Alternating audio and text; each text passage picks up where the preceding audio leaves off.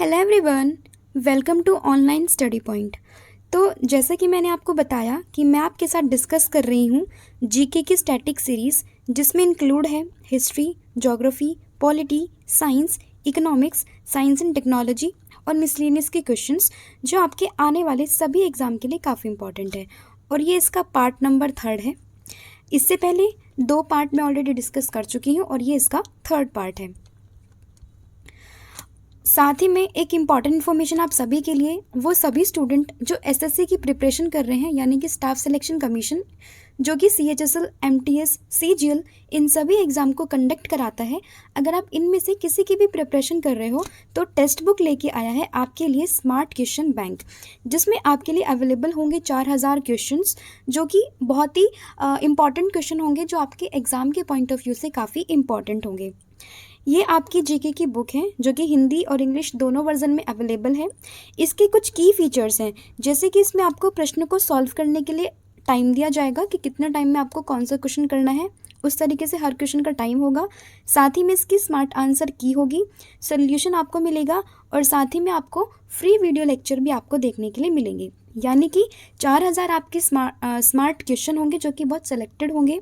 साथ ही में आपको टीटीए यानी कि टाइम टू आंसर, कि किस क्वेश्चन को कितना टाइम देना है, वो भी आपको यहाँ पे बताया जाएगा। और साथ ही में स्मार्ट आंसर की, यानी कि कौन से क्वेश्चन को करना है, कौन से को स्किप करना है, इन सभी के बारे में आपको बताया जाएगा। और साथ ही में आपको फ्री वीडियो लेसन ये भी प्रोवाइडेड होंगे। आप स्टार्टिंग में ही बुक में QR कोड दिया होगा, उसको स्कैन कीजिएगा और फिर उसी पर्टिकुलर टॉपिक से रिलेटेड आपको वीडियो लेक्चर यहाँ पर मिल जाएंगे। अगर आप इस बुक को परचेज करना चाहते हैं तो डिस्क्रिप्शन में लिंक दिया हुआ है, आप अमेज़ॉन या फ्लिपकार्ट कहीं से भी इस बुक को परचेज कर सकते हो। अल्टीमेटली ये बुक आपकी प्रिपरेशन के लिए काफ़ी यूज़फुल होगी। सो अब शुरू करते हैं हमारे आज के कुछ महत्वपूर्ण प्रश्न, जिसमें पहला प्रश्न है, यजुर्वेद में यजुर शब्द का अर्थ क्या होता है। यानी कि हमारे पास जो 4 वेद होते हैं, उनमें से जो यजुर्वेद है उसमें यजुर का मतलब क्या होता है। इसमें जो TTA है, यानी कि टाइम टू आंसर, वो है 24 सेकंड, कि 24 सेकंड में आपको क्वेश्चन को पढ़ना है, समझना है और फिर उसका आंसर देना है। और इसके ऑप्शन है आपके पास जिंदगी, बलिदान, प्रकृति या सत्य। तो इसका राइट आंसर ये होगा बलिदान। नेक्स्ट क्वेश्चन है, निम्नलिखित में से कौन सा सबसे पुराना वेद है। हमें पता है हमारे पास 4 वेद होते हैं, उनमें से एक ऋग्वेद, यजुर्वेद, अथर्ववेद और सामवेद। तो आपको बताना है कि सबसे पुराना वेद कौन सा है। टाइम एलोकेशन है 8 सेकंड। तो ध्यान रखना, सबसे पुराना वेद ये है हमारे पास ऋग्वेदा। ऋग्वेदा जो है वो सबसे पुराना वेद है। नेक्स्ट क्वेश्चन है, ऋग्वेद में कुल कितने भजन होते हैं। आपको बताना है कि ऋग्वेद के अंदर कितने भजन होते हैं। एंड द ऑप्शन आर 1028, 1208, 1017 या फिर 1020। टाइम एलोकेशन है 8 सेकंड। तो ध्यान रखना, ऋग्वेद के अंदर टोटल होते हैं 1028 भजन। तो राइट आंसर इसका हो जाएगा ए। नेक्स्ट क्वेश्चन है, निम्नलिखित में से किस पाठ को वेदांत कहा जाता है। यानी कि कौन सा ऐसा पाठ है जिसको वेदांत कहते हैं। टाइम एलोकेशन ये है 14 सेकंड। एंड ऑप्शन आपके पास अवेलेबल है वेदांग, उपनिषद, आर्यका और ब्राह्मण। तो ध्यान रखिएगा कि जो उपनिषद है, उपनिषद को क्या कहते हैं, वेदांत। तो इसका राइट आंसर होगा उपनिषद। नेक्स्ट क्वेश्चन है, किसके अधीन चौथे बुद्ध परिषद का आयोजन हुआ था। आप ध्यान रखिएगा कि प्राचीन काल में 2 जो धर्म थे वो काफ़ी प्रचलित रहे थे। अगर हम बात करें इंडियन पर्सपेक्टिव की, तो इंडियन पर्सपेक्टिव में जो एक बौद्ध धर्म था और जैन धर्म, ये दोनों काफ़ी ज़्यादा फेमस हुए थे और इनकी अलग अलग समय में अलग अलग परिषद, अलग अलग काउंसिल हुई थी। तो अगर हम बात करें बौद्ध की, तो बौद्ध की टोटल 4 काउंसिल हुई हैं, ठीक है। और उसमें से जो चौथी काउंसिल थी वो किसके मतलब किसने उसका आयोजन करवाया था। तो आपके पास टाइम है 13 सेकेंड। ऑप्शन है अशोक, कालाशोक, कनिष्क और अजात शत्रु। तो ध्यान रखिएगा, इसका जो राइट आंसर होगा वो होगा कनिष्क। नेक्स्ट क्वेश्चन है, हर्षवर्धन की जीवनी हर्षचरित एक संस्कृत कवि, जिनका नाम आपको बताना है, के द्वारा लिखी गई थी, जो थानेसर के साथ उनके जुड़ाव का वर्णन करता है। टाइम एलोकेशन है 9 सेकेंड। एंड ऑप्शन है भास, बाणभट्ट, कालिदास या डांडी। तो ध्यान रखिएगा, इसका जो राइट आंसर होगा वो होगा बाणभट्ट। नेक्स्ट क्वेश्चन है, सूर्य भगवान को समर्पित एक विशाल मंदिर कहाँ स्थित है। टाइम एलोकेशन है 9 सेकंड। ऑप्शन आपके पास कर्नाटक, गुजरात, उड़ीसा या फिर मध्य प्रदेश। तो ध्यान रखिएगा, इसका जो राइट आंसर होगा वो होगा उड़ीसा, सन टेम्पल जो उड़ीसा में लोकेटेड है। फिर नेक्स्ट क्वेश्चन है, अष्ट महास्थान बुद्ध के जीवन से संबंधित 8 महत्वपूर्ण स्थानों को कहा जाता है। निम्नलिखित में से कौन सा उन स्थानों में से एक नहीं है? यानी कि 8 स्थान हैं, उनमें से एक स्थान नहीं है, ये आपको बताना है। टाइम एलोकेशन है 14 सेकंड और ऑप्शन आपके पास अवेलेबल है सारनाथ, रायगढ़, बोध गया या लुम्बिनी। कहने का मतलब ये है कि बुद्ध से रिलेटेड 8 ऐसी जगह है जहाँ पर भगवान बुद्ध ने कोई ना कोई कार्य किया है।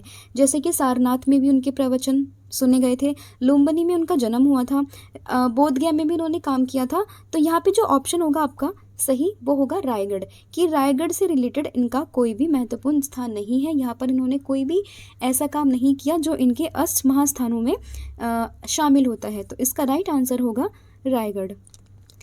फिर नेक्स्ट क्वेश्चन है, इंडिका किसके द्वारा लिखी गई है?